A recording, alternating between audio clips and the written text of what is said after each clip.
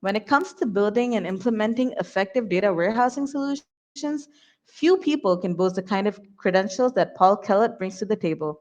With 25 years of experience under his belt working on various projects for organizations at every level, Paul has seen firsthand how clients respond to growing business intelligence requirements across their enterprise. So, to get a better understanding of the topic, I want to bring him in to see what he has to say about data pipeline automation and why it's so important to get this aspect right. Hi, Paul. How's it going? It's going well. Good morning, good afternoon. Good morning to you, too. All right. So, we just wanted to ask you a couple of questions and basically get your thoughts on the topic. So, on that note, modern data warehouses right now they're processing massive volumes of data. Would you recommend any best practices that people should use to build data pipelines that can effectively deliver these large amounts of data to their data warehouse? Yes, but I would also add to that it's not just the volumes of data, it's the variety of sources, the variety of formats of the sources, and the fact that if you're particularly in any corporate environment, you're frequently accessing tens of systems, they're in a constant state of change. So the type of data that you're getting will generally change. Those systems don't stand still. Businesses innovate and they change. So you're looking at several prongs here. You need to get it in reliably. You need, and in a robust manner. You need to do it without as much intervention, little intervention as possible. And essentially, you need these things to appear magically without, I said magically, without too much intervention on your part, if any. You don't want to have intervention. So what does that tell us? It tells us if nowadays, historically, people might build a whole series of extracts out of their source systems. They'd be doing point-to-point type solutions where you could have several different mechanisms for receiving the data. I would first say try and have constant standard mechanisms. You'll have a single type of practices you need to then put in place. I would then be saying using tools that are suited for these things. So avoid as much as possible handcrafted or point-to-point solutions.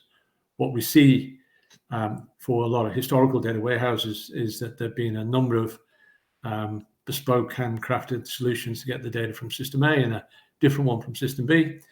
And they end up essentially with quality and robustness issues. And they also end up with maintenance issues, and they tend to adapt rather slowly to change. So you tend to, it's a triple whammy in terms of doing that. You want something that really is doing. You want to be using things that are doing the heavy lifting for you. You don't want to be repeating standard stuff like error handling and the right. You need so in terms of that, you basically need it to be simple, easy, robust, consistent, and standard would be my advice.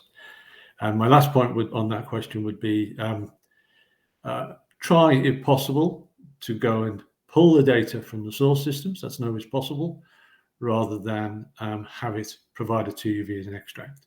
Those would be my main comments. All right, that makes sense. So on that note, so right now we're talking about data pipelines, and ETL is basically a concept that has been synonymous with data warehousing since the inception of the technology.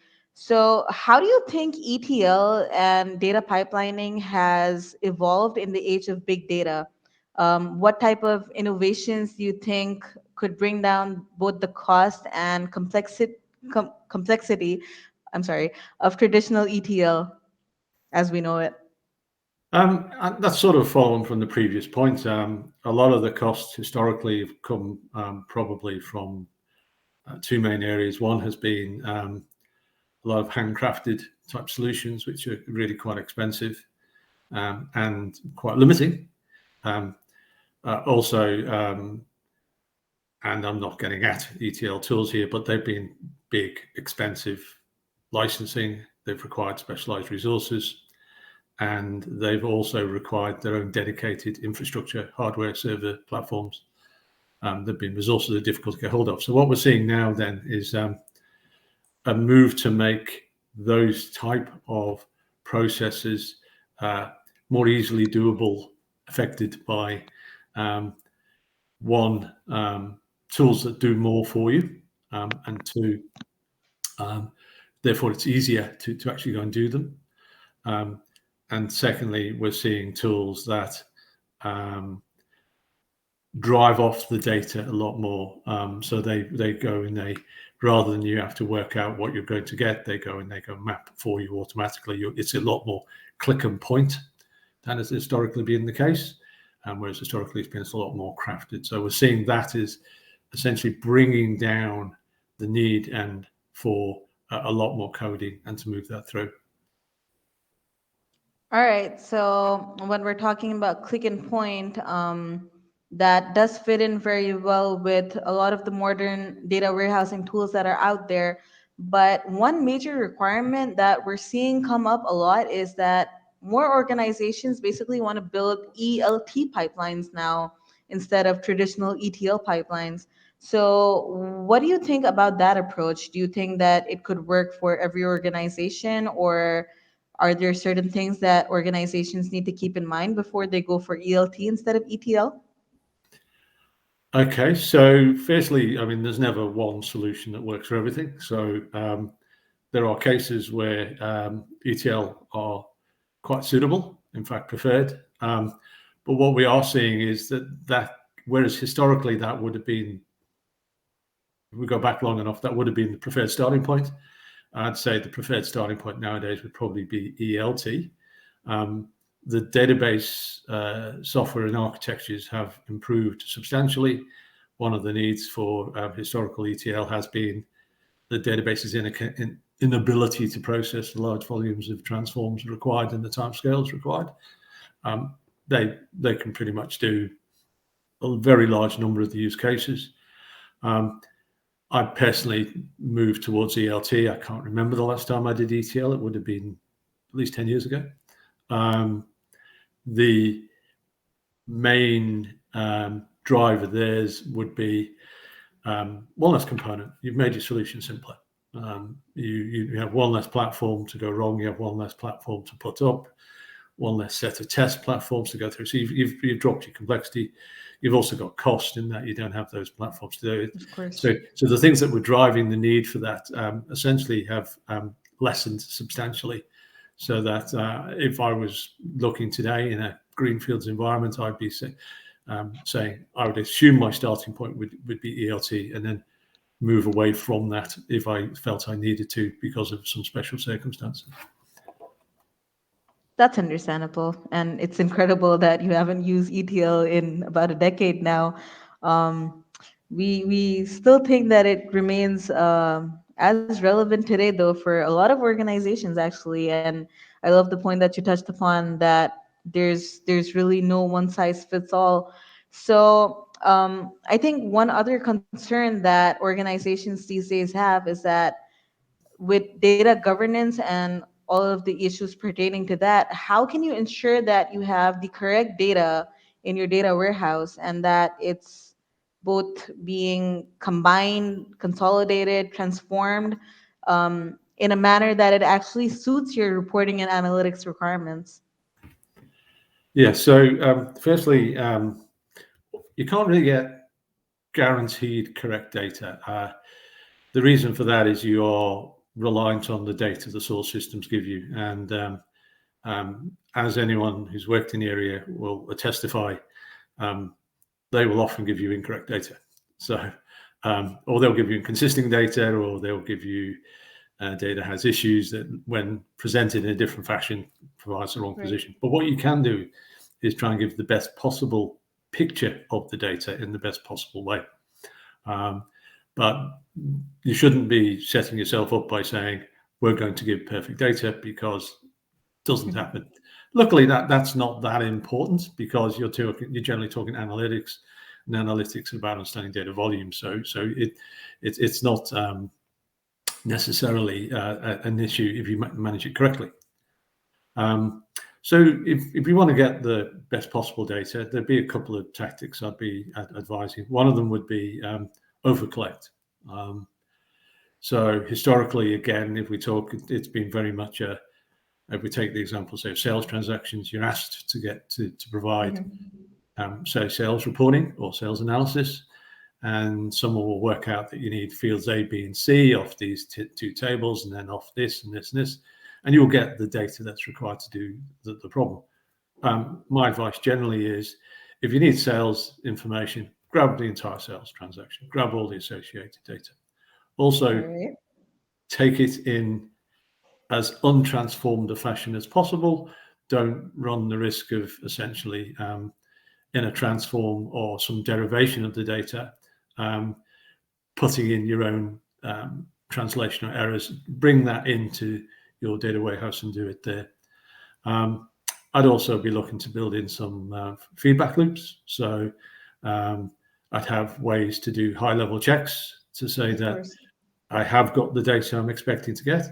And that's typically using trusted reports or data out of the source systems, and then match them against something similar in what you derive as you go through. It's important you understand what's good enough for the business. So, for instance, historically, accounting transactions have to be perfect to within sense. But if your sales transactions are out by a little bit, it's not the end of the world. That's right. That's right. Yeah. So I'd be using things like, on top of that as well, there's fairly standard tricks and techniques, which is things like standard data formatting, stripping, trailing space. Like, come on, make your mind up that you're going to do these and do them as standard. All right, all right. You talked a little bit about collecting as much data as possible. And on that note, a question just came to my mind. So when you're talking about collecting all of this data from different sources, you will be dealing with multiple data pipelines, and all of these pipelines will obviously have different data latencies. They're going to have different interdependencies.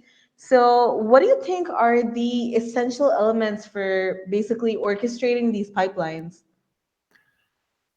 Okay, so sort of hitting on the previous point,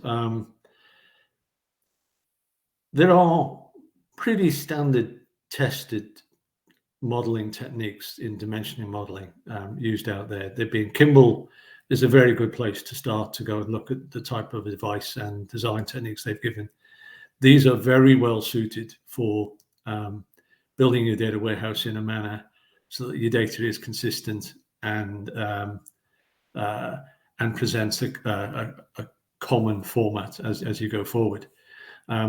They will handle things like missing information. So if you don't have XYZ coming through from a particular source system, you don't know your product definition, then you have standard techniques like I will go and create a dummy product. So at least my sales report adds up. The product, I might not know the product information, but I'll know that I've got information against a product called Fred. I don't know any more about that product, but that's all I know. The second thing then is that you need to be driving the way you process your information off the data content, not how the data is processed or accessed. So it's things like if you are on a Monday, you're getting Sunday's transactions. Don't assume you're getting Sunday's transactions. Drive it all off the dates within the data. So which I would be saying, always try and grab as many dates as possible out of the data so you know what's going on. And then that way you can match things against each other. So then you're going to get some inconsistencies between systems, particularly if you've got tens of systems delivering to your data warehouse. Invariably, one of them will be down at some point. One of them will be available. This will happen on a frequent case. To that end, then,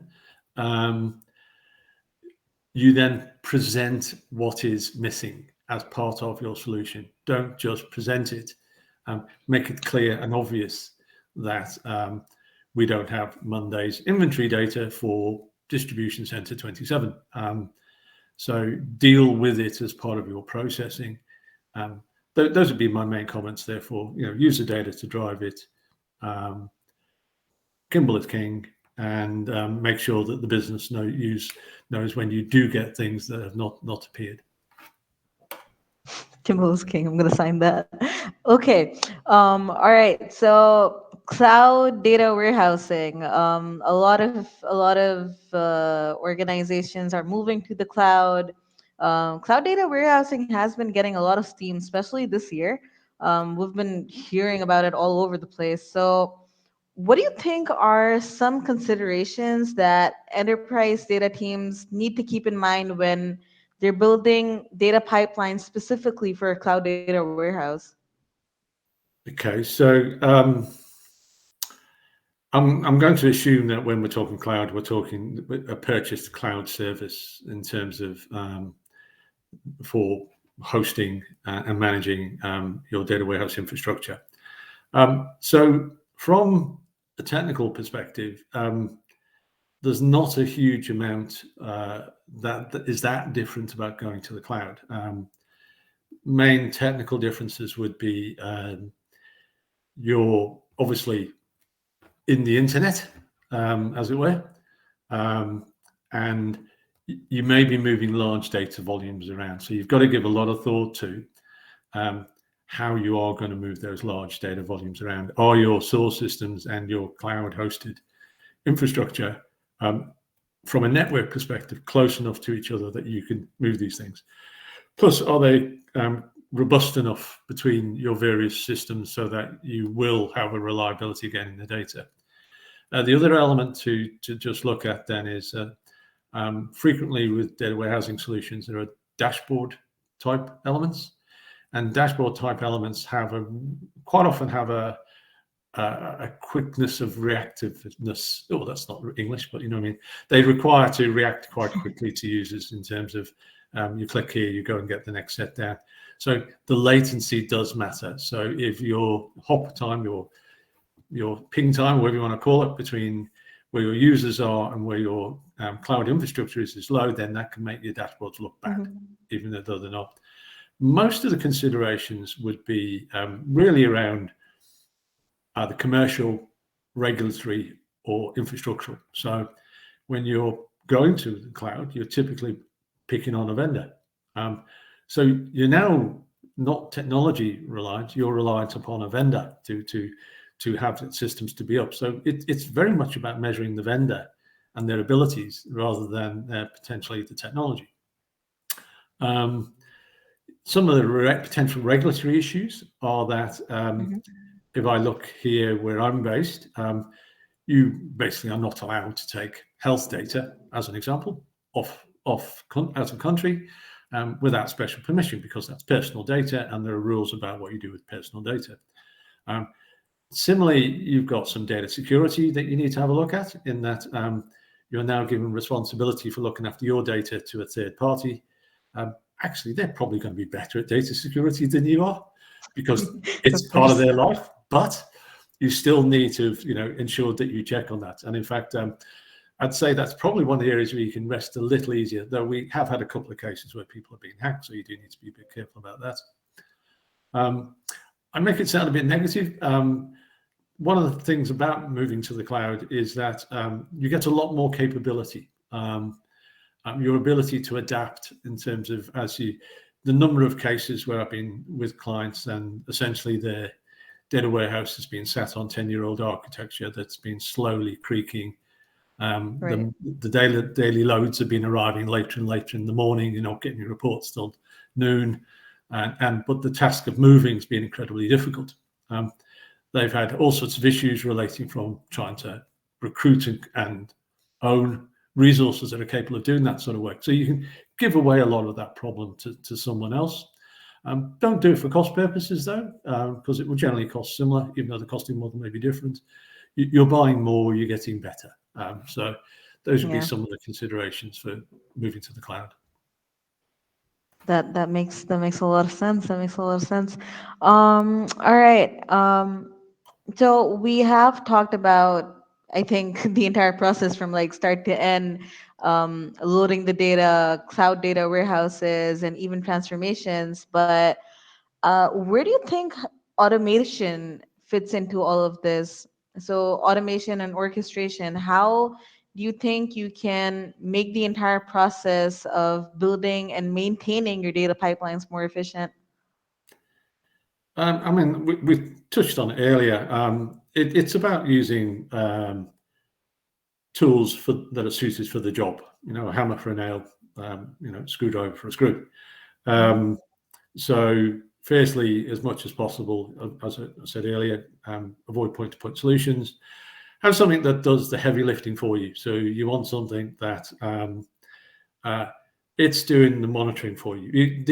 Frequently, these loads are happening in the middle of the night. Right. You want something to tell you it's dead. You want standard sort of automated type abilities like be able to restart from a particular point in time, skip points, all that sort of job control and job management type stuff. You want something that is essentially easy to build. The easier it is to put them together, the more data you'll get, the faster you get it, the less errors you will have when you bring that data in, and the more likely you are to do it and the business want you to do it. I mean, on a side point, I frequently make the comment that we are our own worst enemy. If we are successful in a business intelligence solution, then we normally know that because we're completely overloaded with demand. Right? So you've got to be able to do these things in the easiest possible way to cope with that demand. Historically, the cost of creating data warehouses has been on the order of 60%, maybe even 2/3, depending your timescales on the ELT side. So you really want to make sure that you've got something that does a lot of the repeatable tasks as much as possible for you in as simple as possible way, because it's such a large amount of what can be quite a significant cost. It is. Um, It is. yeah, so that would be my main comments there. All right. Okay, then. Thank you so much. Those were some really incredible answers, great insights that I'm glad that you shared with us all. Thank you so much for your time, Paul. Oh, thank you.